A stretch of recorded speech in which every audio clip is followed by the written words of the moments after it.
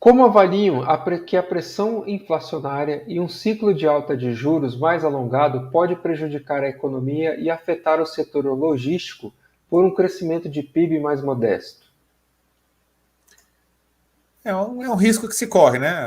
A inflação, né, quando ela aparece, você tem que ter uma diminuição de oferta monetária. Então, o pessoal tem que aumentar a taxa de juros, o governo vai aumentar essa taxa, e aumentando essa taxa de juros, ele faz com que os bancos emprestem menos dinheiro. Né? Então, eles ficam emprestando dinheiro entre eles e prestam menos dinheiro para a economia. E aí você tem um menor consumo e você acaba diminuindo a pressão inflacionária, que a pressão inflacionária o consumo ele acaba aumentando essa pressão e a moeda em circulação, né, quando você coloca muita moeda em circulação, quando você faz o quantitative easing, né, que o pessoal faz nos Estados Unidos, que já fez nos Estados Unidos, é feito por aqui também, né, coloca mais moeda na economia, para você dar aquele empurrãozinho. Só que pode ser, né, pode acontecer que esse empurrãozinho não dê certo, né? Não existe uma garantia disso. Só que quando você chega a um determinado momento, né, e o ciclo econômico ele é assim, então ele se inicia e se termina e depois se inicia novamente, né, forma um ciclo mesmo. Você vai passar por momentos de depressão, né? Então você pode ter empresas que vão fechar, né? Então você vai aumentar a vacância no ciclo. Muita gente para de construir galpão logístico, a vacância ficou alta, né? Igual ficou ali em torno de 2016, 2015, 2014, ficou ali na faixa de 24%, 25% de vacância, então ninguém mais estava querendo construir para entregar nada, né? Porque a vacância já estava muito elevada, então a gente teve taxa de juros de 14%.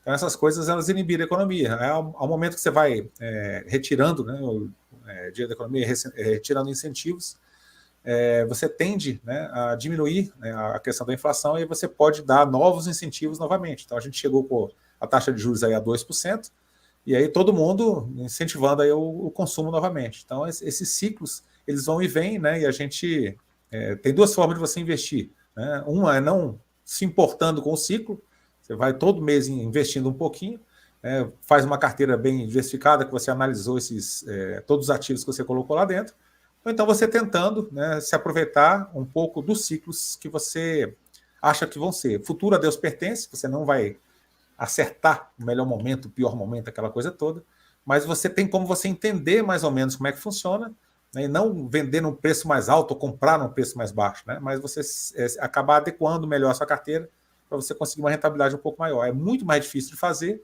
e, inclusive, grandes investidores muito profissionais que fazem isso há muitos anos erram. Né?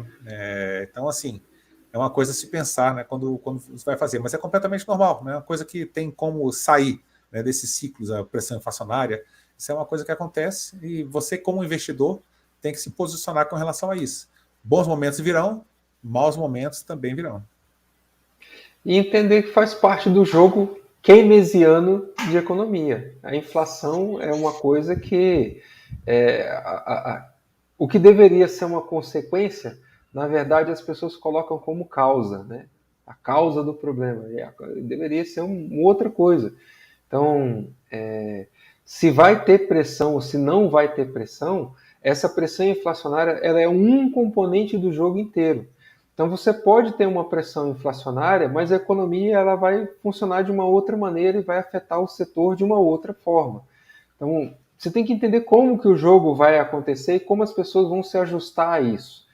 Na regra geral, havendo pressão inflacionária, as pessoas vão correr para a renda fixa, elas vão sair dos investimentos aí, dos ativos, né, do mundo real e vão para o juro. Por quê? É melhor você ganhar juro sem correr risco do que você ter que correr risco colocando seu dinheiro no mercado. Então, esse efeito, ele é um efeito que ele não está muito ligado na eficiência de determinado negócio, na capacidade de gerar o lucro daquele negócio, mas simplesmente na escolha que o investidor vai fazer no que ele vai colocar ali na gestão de risco dele. Então, acompanhar, acho que é a grande sacada, e entender que tudo muda num piscar de olhos. Há menos de um ano, a gente estava falando de juro negativo, de que não havia pressão inflacionária. As pessoas tinham esquecido que havia inflação na face da Terra. Em menos de um ano, mudou tudo. Né? Agora a gente já está voltando a falar em inflação de 2 dígitos. E daqui a pouco, quem sabe, a gente volta a ter uma outra situação. Então, preparar o seu portfólio para um determinado cenário, esse sim é importante. Agora, como essa pressão vai acontecer, você tem que ir ajustando de tempos em tempos, modificando a sua carteira, vendo que ativo vai se beneficiar da situação que está vindo no curto prazo. E no foco do longo prazo, você manter uma taxa de juros, uma taxa interna de retorno, que possibilite que você fique no jogo o maior tempo possível, para que essa taxa de juros tenha o efeito de juro composto. Agora, em determinado momento, esse juro composto ele vai ter uma carga maior de determinados ativos, e em outro momento ele vai ter outros ativos que estão compondo mais para aquela rentabilidade geral da sua carteira. Entendeu? Então não é brigar com o bicho, é entender como você vai tocar um lado ou tocar outro para manter a rentabilidade equilibrada, não perder dinheiro e permanecer no jogo. Acho que esse que é o grande X da questão do investidor de longo prazo.